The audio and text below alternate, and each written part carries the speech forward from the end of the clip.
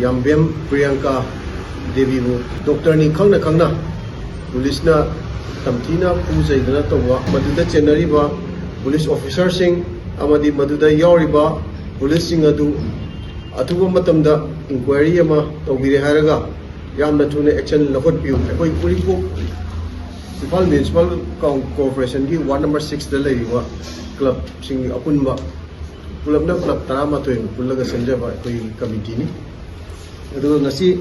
ekoi ki committee asina kari damakta ngasi press meet asi tawibano haibada ngarangi laibak thiribo thogdo haiba taragadi ngasai gi Khushbu dental clinic haiba palace gate da leiba dental clinic asida dentist ama oina mathong pangtok jaribi Yambem Priyanka Devibu Doctor ni khangna Police-na tamthina pujaidana tawwa adubu yaning daba gi matangda phongtok chanabagi khudongchaba lojana koina ngasi media singasi kokjamani asena haibada megi tang ahumdagi tholiba thawdoktagi matungina ekoigi Manipur asida harau kumai kaya ama leppaga lagli adu marakta dum lagli marak asida ikang khawdana president rule lakpadagi akogi sangai gi festival asi sahi ani lepru matungda hojiki president rule asigi matam asidadi ikang khawdana pangthokani na torpadagi Manipur da lairiba civil society organization sing amadi atai loop sing lekai gi kai gi mayam puramagna haiba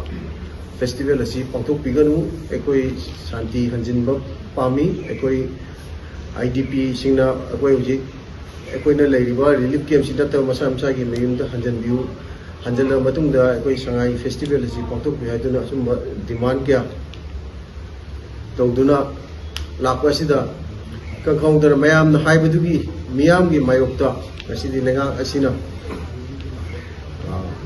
ekoi sangai festival asi pangthok ta ya da bugum torpasida haiba mayamna protest sangai festival ji mapumaina haiba asi impal gi hafta kangjibunda pangthok padada mayam civil society organization amadi ata IDP sing thortuna masigi function asibu boycott tawdabani pangthok pa yaroi haiduna changjalakpa khongjang aduga mawaina na Manipur police amadi ngasai agitators sing aduga mungnarakpadagi police Manipur police na tear gas adu kapada haiba Khushbu dental clinic asida tear gas ki maiku do changjan batagi haiba angang Yambem Priyanka haiba angang masa asi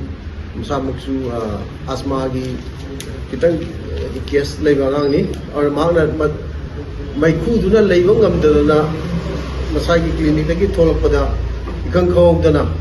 Manipur police na mai ngaksamda adusu nupi police yaudana police nupa khaktana changjalaga mangaksamda namjanba asumaina